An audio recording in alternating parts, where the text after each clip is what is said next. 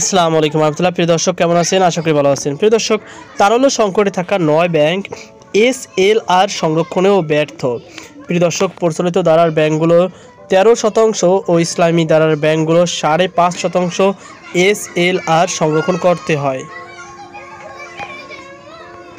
প্রিয় দর্শক, তারল্য সংকটে ভুগতে থাকা ৯ ব্যাংক নিয়ম মেনে আমানতের নির্দিষ্ট একটি অংশ সংরক্ষণ করতে ব্যর্থ হয় জরিমানার মুখে পড়েছে।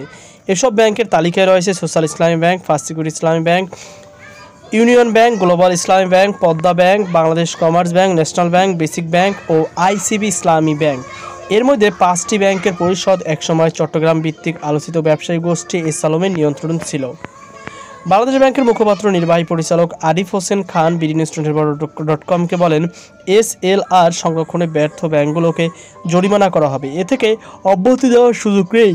ইসলামী ধারার ব্যাংকগুলো এ ধরনের সমস্যা রয়েছে, তাদের জরিমানা করা হবে। আগেও তাদের জরিমানা করা হয়েছে।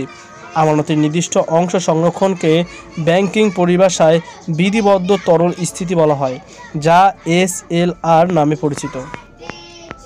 প্রচলিত ধারার ব্যাংকগুলো ১৩% ও ইসলামী ধারার ব্যাংকগুলো ৫.৫% এসএলআর সংরক্ষণ করতে হয়। এসএলআর এর অর্থ ব্যাংকগুলো সরকারি সিকিউরিটিজ ও বন্ডে বিনিয়োগ করে থাকে।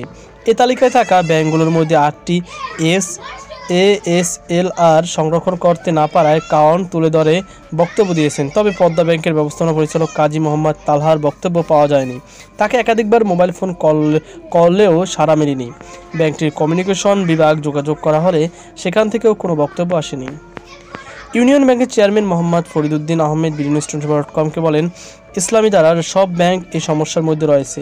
আগে সরকারের সময় ব্যাংক থেকে ঋণ নিলেও সেগুলো ফেরত আসেনি, তাই এই সংকট বিদ্যমান রয়েছে। সোশ্যাল ইসলামী ব্যাংকের চেয়ারম্যান অধ্যাপক এম সাদিকুল ইসলাম বলেন, এখন তো গ্রাহকদের টাকা পরিশোধ করা যাচ্ছে।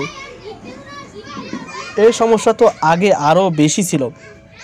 আগের ঘটে যাওয়া সমস্যা তো রাতারাতি সমাধান করা যাবে না, তবে সময় দিলে আশা করা যাচ্ছে ঠিক করা যাবে।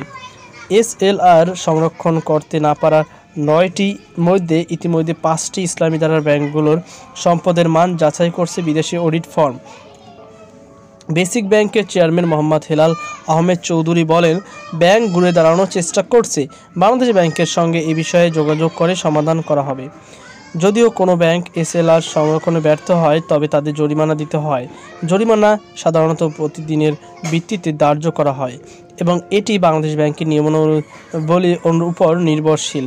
জরিমানা সাধারণত অসংরক্ষিত পরিমাণের উপর একটি নির্দিষ্ট শতাংশ হারে ধার্য করা হয়। ফার্স্ট সিকিউরিটি ইসলামী ব্যাংকের বর্তমান চেয়ারম্যান মোহাম্মদ আব্দুল মান্নান বলেন, এখন আমরা গ্রাহকদের অর্থ ফেরত দেওয়ার চেষ্টা করছি।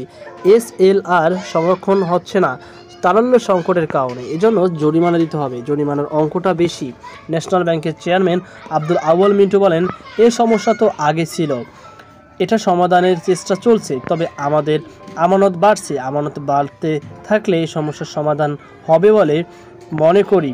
৫ই আগস্ট ক্ষমতার পট পরিবর্তনের পর এই ৯ ব্যাংক নতুন বোর্ড করে দেয় বাংলাদেশ ব্যাংক। বর্তমানে এসব ব্যাংক তারল্য সংকটে ভুগছে। আগস্টে কেন্দ্রীয় ব্যাংকের গভর্নর পদে আহসান ইস মনসুর দায়িত্ব নেওয়ার পর এসব ব্যাংকে সরাসরি তারল্য দেওয়া বন্ধ করে দেন, কিন্তু পরে আন্তঃব্যাংক লেনদেনের কাছ থেকে তারল্য সহায়তা দেওয়া হয়।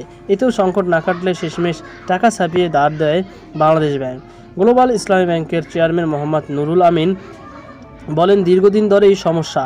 এই ব্যাংকে নানা অনিয়ম হয়েছে। আমি দায়িত্ব নেওয়ার পর আমানত আসছে, তবে দীর্ঘদিন ধরে চলা অনিয়ম এক রাতের মধ্যে সমাধান করা সম্ভব নয়। আমরা গ্রাহকের টাকা ফেরত দিচ্ছি, সবাই টাকা পাচ্ছেন। এসএলআর এর সমস্যাও সমাধান হবে বলে আশা করছি। আইসিবি ইসলামী ব্যাংকের ব্যবস্থাপনা পরিচালক মোহাম্মদ মুজিবুর রহমান বলেন, আমানত ঠিকমতো না পেলে এ ধরনের সমস্যা হয়। এই ব্যাংকে আগে নানা অনাকাঙ্ক্ষিত ঘটনা ঘটেছে, আর আমরাও চাহিদা মোতাবেক টাকা ফেরত দেওয়ার চেষ্টা করছি, তবে আমানত তো আসতে হবে। সেই দিক দিয়ে নানা রকম ঘাটতি রয়েছে। বাংলাদেশ ব্যাংকের ঊর্ধ্বতন এক কর্মকর্তা সংকটে থাকা এইসব ব্যাংকের মধ্যে কোনটি জরিমানা সঠিকভাবে দিতে পারে না। ব্যাংক এশিয়ার সাবেক ব্যবস্থাপনা পরিচালক আরফান আলী মনে করেন, যেসব ব্যাংক এসএলআর সংরক্ষণ করতে পারছে না সেসব তারল্য সংকটে রয়েছে। তো প্রিয় দর্শক, আশা করি আপনারা বুঝতে পেরেছেন। তো এই ছিল আমাদের সর্বশেষ আপডেট। সকল আল্লাহ হাফেজ।